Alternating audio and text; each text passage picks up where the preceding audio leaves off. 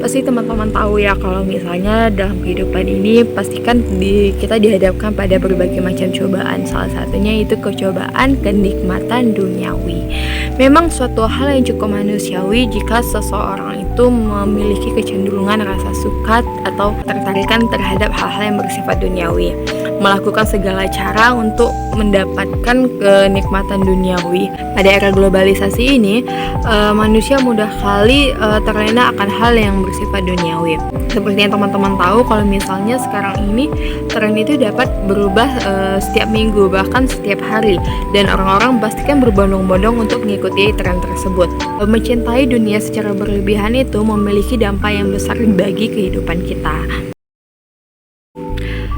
Dalam psikologi, cinta dunia ini dapat dikatakan sebagai hedonistik atau hedonisme, yaitu sebuah pandangan hidup yang menganggap bahwa seseorang akan bahagia dengan memiliki atau mencari kebahagiaan sebanyak mungkin dan sedapat mungkin, dan menghindari perasaan-perasaan yang menyakitkan seseorang itu.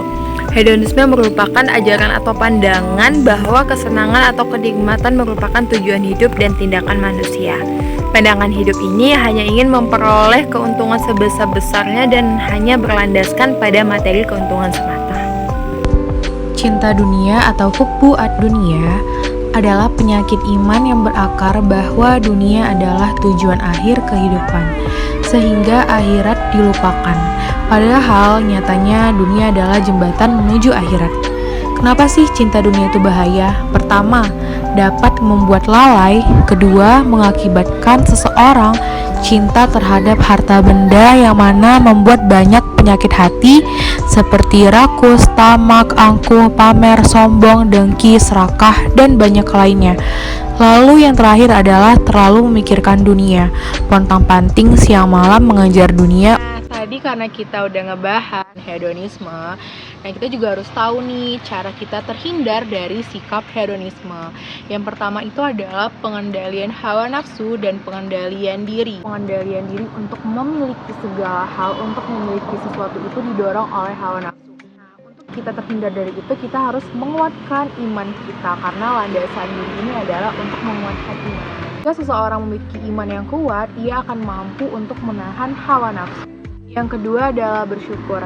Membiasakan diri dengan banyak-banyak bersyukur memiliki banyak manfaat, yaitu kita bisa dapat menerima hal-hal kecil yang telah Allah berikan.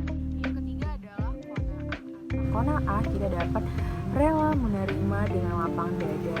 Yang keempat adalah beramal dan bersedekah. Dengan banyak beramal dan bersedekah, kita dapat mengurangi sikap hedonisme, karena kita dapat menyisihkan sebagian harta kita kepada orang yang lebih.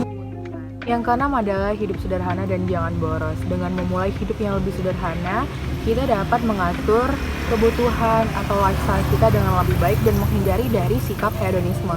Lalu yang ketujuh adalah fokus dalam bekerja. Dengan fokus bekerja, kita dapat mengatur pola pikir bahwa kita harus menyisihkan harta-harta benda yang kita miliki dan menggunakannya dengan lebih bijak.